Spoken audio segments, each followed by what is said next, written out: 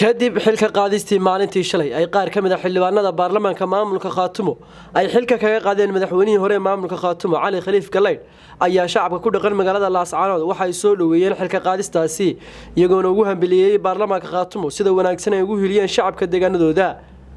waa kuwan qaar ka mid ah dhalinyarada ku dhaqan magaalada Laascaanood oo ka hadlaya arrimahaasi xilka qaadistii taariikhiga ah ee shalay ka dhacday gobolka Cayn gaar ahaan caasimadiisa Buuhoodle aad baan u soo dhaweynaynaa baarlamaankii kulanka emergency-ga ku yeeshay xilka xayuunta ku sameeyay mudane Cali Khaliif waayo Cali Khaliif cadaaladiisa waa ninka kaysay iyo kala hiilinaya ya Cabdi Cagalule kaysay wixii Buuhoodle weeraraya wax boloshiisa kama bixin Cabdi Cagalule wixii xilka xayuunha lagu sameeyo shacabka waxa uu leenahay Cali Khaliif iyo Cagalule cadaalada dareemisa marka waxaan leenahay soo dhaweynaa talaabada daawnaa dadka deegan gobolka Salaad baan soo dhaweynaa waxaan halkan waxweeyaan hambaliye iyo bogaadin uga direeyaa baarlamaanka dawlad goboleedka Khaatumo State of Soomaaliya kuwaas oo sameeyay talaabo fiican oo dan u ah shacabka reer Khaatumo kadib markii ay ka qaadeen xilkii madaxweynihii hore ee Khaatumo Cali Khaliif Galeyd kaas oo waxweeyaan hanan kari waayo hogaaminta dadkan iyo kalsoonidoodaba waxaad ogtihiin Cali Khaliif Galeyd maalintii uu ku soo biiray masiirka iyo talada ummadda reer Khaatumo waxa weeyaan deegaanadooda si faraha uga sii baxayeen maalin walba tuu tagaa inay waxa weeyaan ay la wareegayeen Soomaaliland ama cid kale la wareegayeen waxaanu leenahay anagoo haddaanu nahay shacabka reer Laascaanood waxaanu aad u soo dhaweynaynaa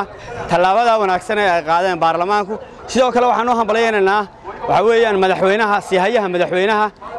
Cabdi Cagalule أنا أركع حلك قادستا وقسمي عقله ومدحوني مستقبلك وأنا سود ويننا وحاولنا وأن دنيرة وأن هالكرة وأن واحد بدن قبطي وأن تلكيسي وحق قبطي تلك خاطر وحاولنا يكسر وحوي نكاس وأن واحد هالكرة لكن أضيع على خلف قلد وأن مشتون هذه بس حولها مشتون مردلرة ninkaas waxa weeye in la isku haleyn karo Khaatumo masiirkeeda hayn karan maaha annagu ah dhalinyarada ku nool magaalada Laascaanood waxaan iskarab taaganaa oo taageeranaa madaxweynaha cusub Cabdi Cagalule taas oo baryahanba uu Cali Khaliif ku jahaabinkoodii maamulkii loo dhiibay taladiisa taas oo imika keentay inuu Cali hogaan xumo iyo nidaam xumo ku soo kordhiyo maamulka waxaan wadaan dhalinyarada reer Laascaanood reer Khaatumo aad iyo aad u taageeranaa madaxweyne ku-xigeenkii hore ahna hadda siyaaya madaxweyne waxaan leenahay soo dhaw madaxweyne waxaan leenahay reer Khaatumo wartashada madaxweyne cusub soo dhaweeya waxaan maanta u hambalyeynaya waa maalin taariikhi ah waa maalin gashay taariikhda adduunka ama dawladaha sidii macnaha waxba ku dayatay Khaatumo dawladii Puntland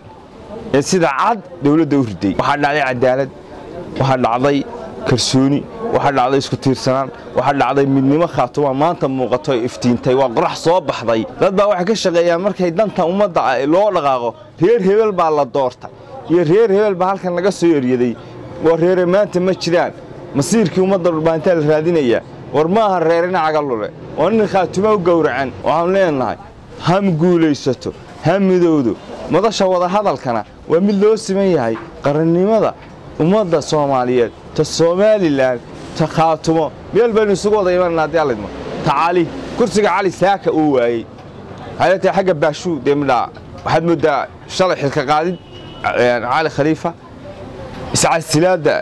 inka leeyado ciro waxaad moodaa kursiga Cali Khaliif inuu macaa baarlamaanka Somaliland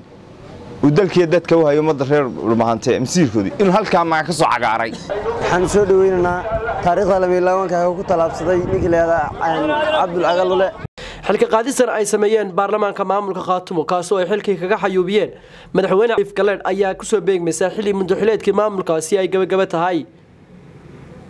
Mukhtaar Cabdi Jaamac wararka warbaahinta SBC Laascaanood